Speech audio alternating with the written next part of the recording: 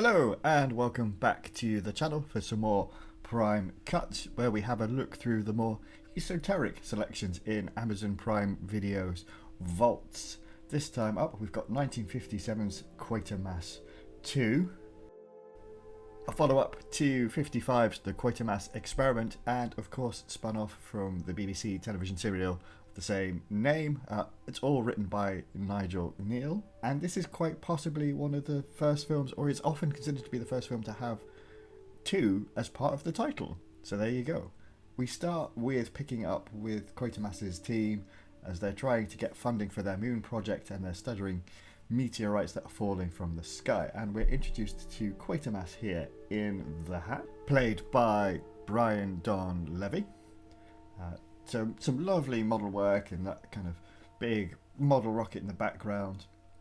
But having seen these meteorites fall, Quatermass and his assistant go out to investigate in a nearby town in Winnerden Flats, which is where we saw the couple who crashed their car in the cold opening come from at the start of the film.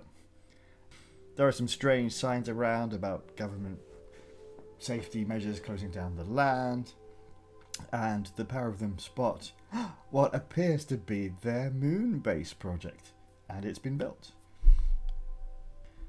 Quatermass's assistant Marsh picks up one of the meteorites. Some gas comes out of it, and it does not go well for him. Soon, some armed guards arrive, touting some intriguing equipment. This is quite a scary look. I mean, consider this is in 1957. It's just over a decade since the end of the Second World War, so these guys look pretty threatening. Anyway, they thump Quatermass, send him packing, but they take Marsh away with them. So, Quatermass speaks to an Inspector friend of his, who then puts him in touch with Vincent Broadhead, who is a government minister who might have some information on what is going on out in Winnerden Flat. He's also been asking some questions of his superiors, and after a bit of discussion they managed to arrange a visit to the site. This transfer of the film on Amazon Prime is lovely. It's been cleared up and it looks remarkable for a film as old as it is. So they arrive at the site for some inspections. So this is being filmed at the gasworks, but there's some excellent kind of model work going on as well in the background to give the whole place a bit more of an eerie feel. As they're on the tour, Quatermass and Broadhead slip away to a medical facility that they spot, trying to find what has happened to Quatermass's assistant Marsh, but there's nobody there, and they're quickly kind of ushered away.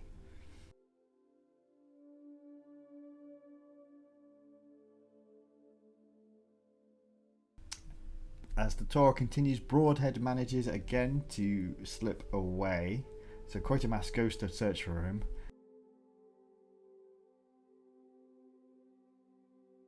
And then we get this quite actually shocking scene of Broadhead emerging from one of the vats. He's covered in something which we've been told is a food source, a modern food source. It burns, he's babbling a little bit incoherently, he dies, and Quatermass is again chased away. This time the guards open fire on him as he flees.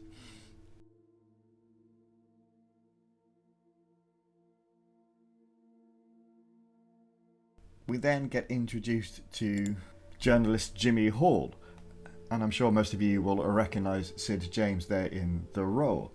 Sid James, before he rose to mega stardom in the Carry On films, would often play these kind of roles, straighter, more dramatic roles.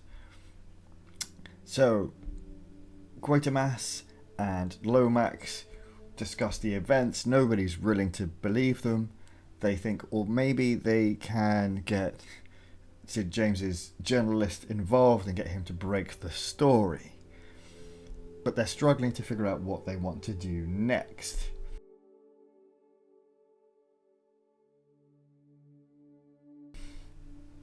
Lomax goes to see his superior, the Chief Inspector, but the Chief Inspector has one of the V's on him that indicate that he's been taken over by the aliens. Possession was a recurring theme of much of the Quatermass serials. Back at base, Quatermass's team have located something that they think is connected to the aliens up on a nearby asteroid. So they're preparing a rocket to go up there. Meanwhile, everybody tries to convince Jimmy about what is going on, but he's not really buying into... He's not convinced this is something he can make a story out of that anyone will believe. So we cut to a bar nearby the facility that we've seen before, and Lomax and Jimmy and Quatermass have gone down there to try and see if they can get anything out of the locals. But at first the locals aren't willing to help because they've all got jobs at the plant. You don't want their jobs being taken away. But a meteorite crashes through and eventually it ends up infecting Sheila, the barmaid, played by Vera Day there.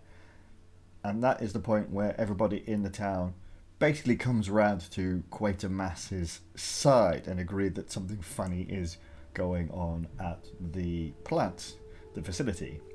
So Quatermass and Lomax make their way away just as some more goons arrive, and in, I think, what is quite a shocking moment for a film from 1957, they gun down Jimmy in cold blood as he tries to call for help. Quatermass and Lomax trying to rush to the facility to see what they can do, and they're stopped by the townspeople who are now effectively revolting, go with Quatermass, having forced Quatermass to agree that they should come to the gates of the facility, and eventually they manage to break through the gates and rush in.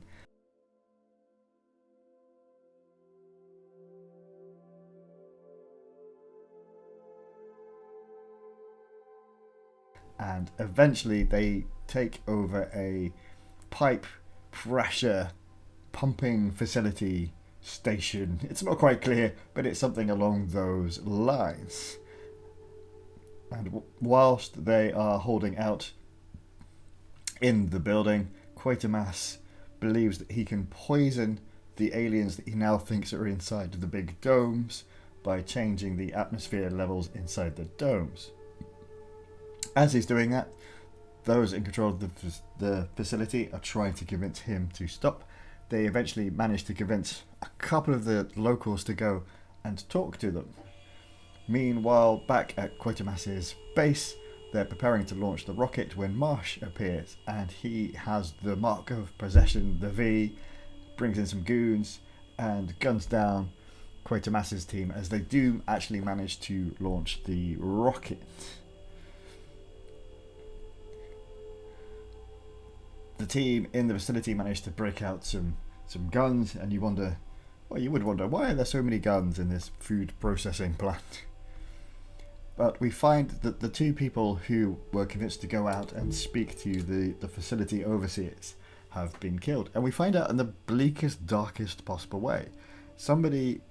We hear some screams over the tunnelway, basically. Then Quatermass puts together that somebody has blocked up one of the pipes. And basically the supposition is that these two men have been killed, broken up and stuffed into the pipe to block it. It is dark. Anyway, eventually one of the domes explodes and we get some aliens emerging. So this is a stage where the film does obviously show that it's from 1957. The effects work. These, to modern eyes looks pretty basic. But up until this point, it's not really been something that you've had to look beyond to enjoy it. So far, it's been very low-key in that terms. So, what's left of our gang escape, driving away, but they're a little bit distraught because they don't know what they're going to do, because they think these aliens now are just going to rampage and take over the planet. But the rocket that was launched destroys the asteroid up above, and that is enough to kill the aliens as well. They evidently needed some kind of connection to that asteroid to survive. At this point, they realised that the guy they had captured, who was under alien control, has now got his own mind back again, which is great, but also really dark for all of the people that got killed in the firefights before that. So yeah, that's Quatermass 2. The first Quatermass is also in Amazon Prime, I believe, but I'm not sure whether that one's currently free to watch. But this is well worth a watch. The closest thing to it probably in modern day is the likes of Doctor Who. It's that similar kind of thing where Quatermass is investigating mysterious events that are going on. But for a film from, as I say, 1957, it's got some surprisingly dark elements to it. It is well worth your time to check this one out, I would say. It's a great example of early British science fiction. I'll be back with another video for you all soon as we continue to explore the vaults of Amazon.